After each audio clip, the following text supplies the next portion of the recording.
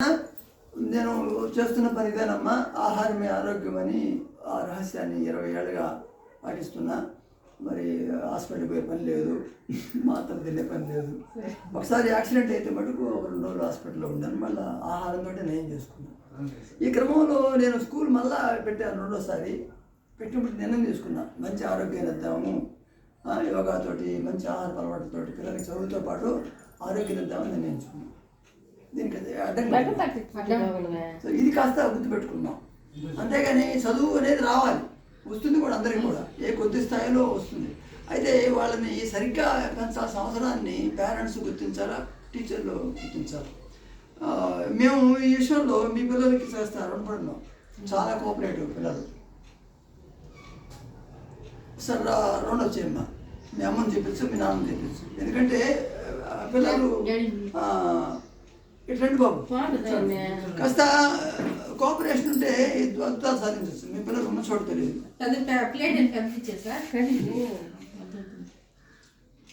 కాబట్టి మాకు అనిపిస్తుంది, అందుకోసమేమో మళ్ళీ కాలేజీ పెట్టాము, స్కూల్ పెట్టామని. ఈసారి కాలేజీ పిల్లలు చాలా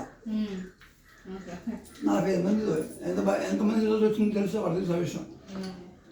అయితే నెట్వర్క్ లేక ఇబ్బంది పడతారు, ఇబ్బందులు ఉన్నాయి. దాంట్లో ఒక ప్లస్ పాయింట్ ఏంటంటే ఒక్క కాలేజీ ఒకటి మన కాలేజీ క్లోజ్ అవ్వడం, వాళ్ళు చేరడం వల్ల కొంచెం ఊరట. ఆ కాలేజీ పిల్లల తాలూకు బాయ్స్తో నేను కప్పడం వల్ల ఏమైందంటే, ఎస్ బాయ్స్ని కూలేసినంత కాలం అంటే అది మా కాలేజీ కాబట్టి పోటీగా ఉండకూడదని గర్ల్స్ కోసం పెట్టుకున్నాం, దగ్గరగా ఉండాలి ఊళ్ళో అని. ఇప్పుడు అది ఎలాగూ లేదు కాబట్టి కృష్ణాఖండిలో కో ఎడ్యుకేషన్ ఎందుకు మన చెప్పకూడదు, జాగ్రత్తలు తీసుకొని అన్న ధైర్యం వచ్చింది చేస్తున్నా. మేము అలా ఒక పని చేస్తాం. సాయంత్రం ఉదయం పూట కొంచెం లేచుకుని చూద్దాం జనాలకి, మంచి ఆహారం ఎక్కడ వస్తుంది,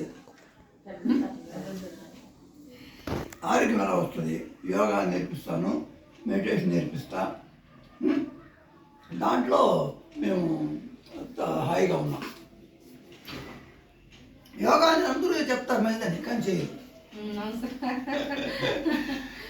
అదే మాయ అంటే మనల్ని కప్పిస్తుంది. మనల్ని ముఖ్యంగా మనం తీసుకునే ఆహారం చూసాదు, అది మనల్ని మాయ చేస్తున్నది. పిల్లలకి పచ్చుల పండు కన్నా ఏది బాగుంటుంది, చాక్లెట్ బాగుంటుంది. తీపే అటుముందు తీపే ఏం తీసుకొస్తుంట పిల్లలు, చాక్లెట్. ఎందుకది? అదే మాయ. అందులో ఎసెన్స్ ఉంటుంది, లోపరుచుకునే ఎసెన్స్. తాగుబోతులకి ఆల్కహాల్ ఎలా లోపరుచుకుంటుందో ఇవాళ పిల్లల జీవితాలు తాడుకుంటా ఉంది వాళ్ళ ఆహారం. అంతే సార్. అంతే ఎల్కేజీ పిల్లలు బ్రహ్మాండం తింటారు. నేను మేము గీత ఏమంటారు యేసుక్రీస్తు జన్మదినంగా పిల్లలందరికీ మేము ఖర్జూరపండు వచ్చినాం. మరి పిల్లలు తిన్నవాడు నాకు తెలుసు. కొంతమంది బాధపడుతున్నారు, కొంతమంది హాయిగా తింటారు. ఎందుకు? చిన్న పిల్లలు బాగా తింటారు, వాళ్ళకి ఇంకా అలవాటు. కాబట్టి పిల్లలు చిన్న పిల్లలు హాయిగా తింటారు. మేము ఈ టూర్కి వెళ్ళినప్పుడు ఈ తెలంగాణలో మా ఆర్ట్స్ ఇన్స్టిట్యూట్ వాడు మన తొలిసారిగా మా గురుగారి ప్రయత్నం వల్ల ఏంది తెలుసా, ప్రపంచం అంతా కూడా యోగా దినోత్సవం ఎలా ఉందో జూన్ 21 ఇప్పుడు కాస్త డిసెంబర్ 21 ఏం చేశారంటే అంతర్జాతీయ మరి ధ్యాన దినోత్సవం చేశారు. తొలిసారిగా మా గురువు గారు ప్రైమ్ మినిస్టర్ లెటర్ పెట్టి, ప్రైమ్ మినిస్టర్ గారు యూనో లెటర్ పెట్టి మొత్తం శాంక్షన్ చేశారు. తొలిసారిగా మనం జరుపుకున్నాం మన రాష్ట్రంలో. అలా మేము తొలిసారిగా పోవడం ఒక అదృష్టం. అదంతా కూడా ముందు మేము అనుకోవాలి. సరదాగా గీతా జయంతి సందర్భంగా చేసే ప్రోగ్రాంలో వర్షాల కారణంగా వాయిదా పెట్టుకున్నాము. అది కాస్త 21కి మారింది. అలా కలిసి చూసినమాట. అంటే అర్థం ఏంటి, భగవంతుని యొక్క కార్యంలో మనం పాలు పంచుకుంటే అన్నీ కూడా జరుగుతాయి సానుకూలంగా. భయాన్ని వదిలేసేయాలి. అది గీతలో చెప్పింది కృష్ణ భగవానుడు. Be fearless. ఇవాళ భయాన్ని వాళ్ళ పిల్లల్ని పాటు చేస్తున్నారు. అబద్ధాలు చెప్పాల్సిన పరిస్థితి వస్తుంది భయంతో. నిజంగా ఎవరికి అబద్ధాలు చెప్పండి, కొడతారనో తిడతారనో ఒక మంది చెప్పేస్తాను, తప్పించుకోవచ్చుగా. కాబట్టి అబద్ధాలు మానేయడానికి తగిన వాతావరణం ఇవాళ స్కూళ్ళలో లేదు, ఇళ్లలో లేదు. ఒక ఫ్రెండ్లీ వాతావరణం లేదు. నాకెందుకు గీత ఇష్టం అంటే అక్కడ శ్రీకృష్ణ భగవానుడు అర్జునుడితో హాయిగా మాట్లాడాడు. 5-6 సార్లు 10-15 సార్లు కృష్ణుడితో అడిగే ధైర్యం అర్జునుడు దొరికింది. అన్నిసార్లు మాట్లాడుకునే విధానాలు ఇవాళ స్కూళ్ళలో లేవు, వీళ్ళల్లో లేవు. ఎందుకంటే అందుబాటులో లేవు, బిజీ అయిపోయింది పని. ఏం బిజీ? పని పని పని అనే కదా, ఎవరో ఖాళీ లేరు. ఆయన షాప్లో ఉన్నారు, ఇంకో ఆయన వ్యవసాయంలో ఉన్నారు. అయినా మనకు ప్రశాంతత లేదు. అది మేము గమనిస్తున్న విషయం. పని చేస్తూ ప్రశాంతతని ఇవ్వడానికి యోగా ఉంది మన దగ్గర, ధ్యానం ఉంది మన దగ్గర, ఆహారం ఉంది. యోగ కర్మస్థ కౌశలం ఉన్నారు అంటే పనిలోని నాణ్యత తెలుసుకుంటే అది యోగం. పని చేస్తూ భగవంతుడు ఎవరు చేస్తున్నారు, నేను కాదు, అంతే సార్, భగవంతుడు చేస్తానుకోవాలి. ఆ అవగాహన మనకు లేక నేను చేస్తానని ఇప్పుడు అనుకుంటాను, దాని తర్వాత ఫలితాలు అనిపిస్తా. అది మా గురువు గారు చెప్పేది. పని చేస్తుంది నువ్వు కాదు, ఆయన అనుకో. అప్పుడేమొస్తుంది, పనిలో నాణ్యత పెరుగుతుంది, ప్రశాంతత నీ యొక్క ఆస్తి అవుతుంది. రాబోయే రోజుల్లో మేము స్కూల్తో పాటు పిల్లలకు ఉపయోగపడాలా, ఉన్నటువంటి పేరెంట్స్కి ఉపయోగపడాల ఆలోచనతో ఈ చిన్న కీర్తి హ్యాపీ మార్నింగ్. సో ఆ బిడ్డ మనకు చాలా డేట్ అవి అడగడంలో నెంబర్ 1, ఏమి ధైర్యంలో నెంబర్ 1, ఝాన్సీ లక్ష్మి తర్వాత మాకు దొరికినావి. కాబట్టి అడగడం తప్పలేదు కదా, సమాధానం కూడా తీసుకుని మళ్ళీ కనెక్ట్ అవుతుంది. నాకు నచ్చిన విషయం ఏంటంటే ఒకసారి అది అడిగేస్తుంది, మళ్ళీ సమాధానంతో తృప్తి పడుతుంది. అది అవసరం లేదు మేడం. ఆ చదువు కోసమే ఈ స్కూల్ మళ్ళీ పెట్టారు కానీ సంపాదన కోసం అయితే కాదు. ఈ కొరల బియ్యము ఒకప్పుడు ఉన్నట్టుగా ఓదలని, కొరలని, అరికలని, సాములని, సజ్జలు, రాగులు అవన్నీ ఇవాళ మనకు లేవు, దూరం అయిపోయినాయి. కారణం ఏంటంటే ఈ వచ్చేసిన ఈ బహుళ జాతీయ ప్రాజెక్టులు చేసి పనిపోవాలి. అక్కడ నడుతున్నాయి. ఈ యొక్క సమస్యని పరిగణిస్తున్న నిదానం వర్క్ చేసుకుంటూ వస్తే, ఉదాహరణ ఈ అలవాటు నాకు రావాలంటే నేనేం చేయాలి, ముందు మనసు స్థిమితం చేసుకుని ఎవరికో ఒక దగ్గర గురువు దగ్గర ఉండిపోవాలి. ఎవరైనా ఈ సురేష్ కావచ్చు, ఇంకో రమేష్ కావచ్చు. అట్లా సత్సంగం చేస్తే అన్నీ వస్తాయి. మనం ఏం చేస్తున్నాము, ఈ వీళ్ళతోటే ఎక్కువ ఉంటున్నాం. ఎవరితోటి, ఈ యొక్క నిజాన్ని నుంచి దూరంగా ఉన్నారే వాళ్ళతోటే ఉన్నాం. కాబట్టి మనకి ఇంకా రావు. వీళ్ళు కూడా పిల్లలు కూడా మాతో ఉన్నారు, అయితే మీతో ఎక్కువ ఉన్నారు, మీ భావాలతో ఎక్కువ ఉన్నారు, మీ భయాలతో ఎక్కువ ఉన్నారు. కానీ మా భావజాలంతో కరెక్ట్ కాదు. చదువు కోసం వచ్చారు కాబట్టి చదువుకోవడానికి చేస్తాం. మార్పు అయితే వచ్చేస్తారు. బట్ ఇవన్నీ రావడానికి మేము ప్రయత్నిస్తున్నాం.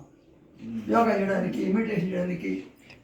ఇంకా చూడండి, 21వ తారీఖు ఏమైంది, ఏకంగా ఆడ 23వ తారీఖు రైతు దినోత్సవం అంట.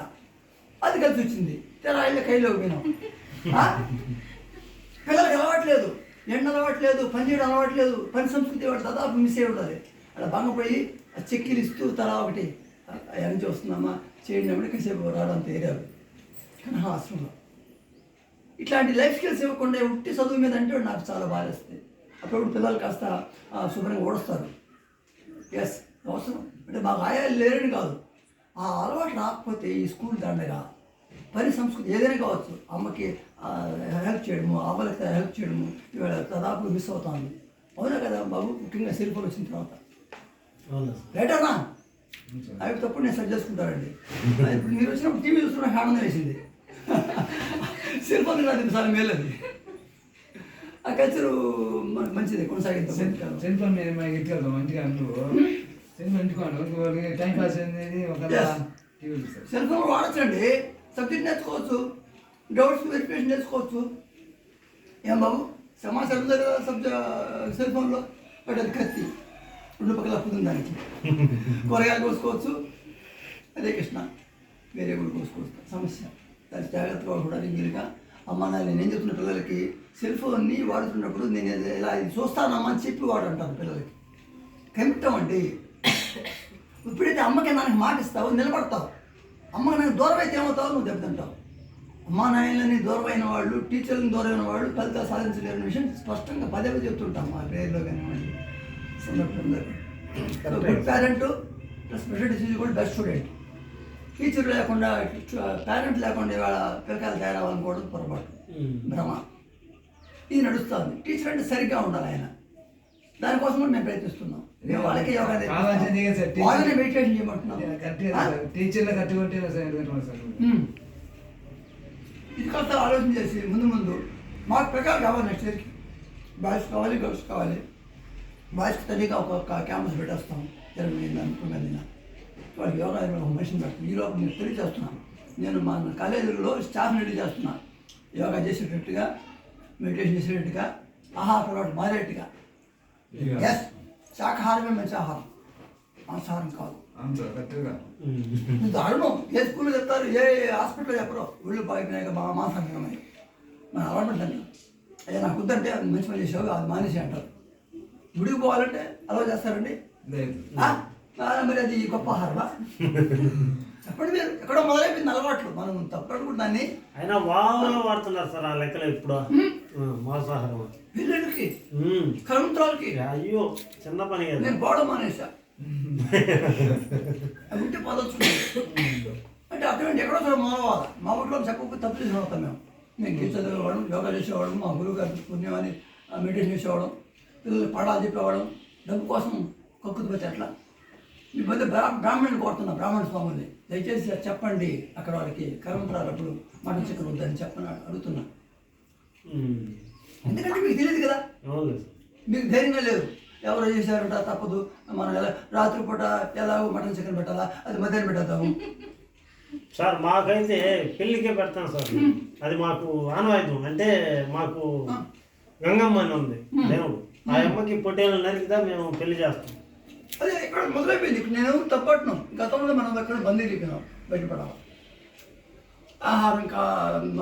ఆహారం మాత్రమే ఆలోచన మారుస్తుంది, ఆరోగ్యాన్ని ఇస్తుంది.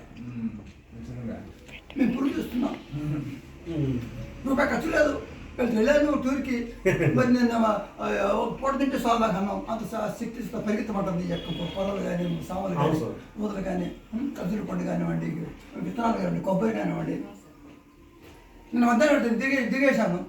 అంటే కాళహస్తి తిరుపతికి పోయినా క్యాలెండర్ తేవడం కోసం, కాలేజీ కోసం అని వెళ్ళాను. ఆడ ఆ టైంకి ఏం లేదు. ఏముంది, కొండరేకాయలు 10 రూపాయలు తీసుకు, డబ్బులు తెచ్చేది 10 రూపాయలు తీసుకొచ్చింది. తింటా ఉన్నా. ఆడపోతే కొబ్బరి ఆ యొక్క ఉప్పు పడింది. చెప్పకూడదు ఆ విషయాలు ఈ వీడియో ద్వారా. అది ఎందుకు వేస్తారో తెలుసుకుని ఉన్నాయి ఆ మూఢనమ్మకాలు మన దేశంలో. సో దాన్ని శుభ్రంగా వాడుకో తినేసాను. మరి కొద్ది ఉప్పు దొరికింది. అది ఆహారం. నేను మధ్యాహ్నం ఆహారం లేదు. ఇంటికి వస్తే మా పెద్ద మా అత్తమ్మ దండం పెట్టుకోవాలి, పెద్ద ఓపిక చేస్తుంది. కోలం తీసి పెట్టి ఉంది సగం మధ్యాహ్నం 6 గంటలప్పుడు ఇంత అన్నది. మళ్ళీ అది ఇడ్లీ పోసి పెడితే చదువుకోలేదు. వదిలే చేయడం లేదు. ఇప్పుడు చదువు అని గొప్పది. మనం వేడిగా ఉండి పెడతావే, అది తప్పు. ఇట్లా కొన్ని లైఫ్ స్టైల్స్ చాలా ఉన్నాయి మన సంస్కృతిలో, మన సంపదలో. నేను కొన్ని చేసుకున్నాను కాబట్టి మీకు చెప్పే అవకాశాన్ని తీసుకున్నాను. ఓకేనా? సరే క్లోజ్. అమ్మగారు చేయండి, చెప్పాలి. థ్యాంక్ యూ అమ్మా.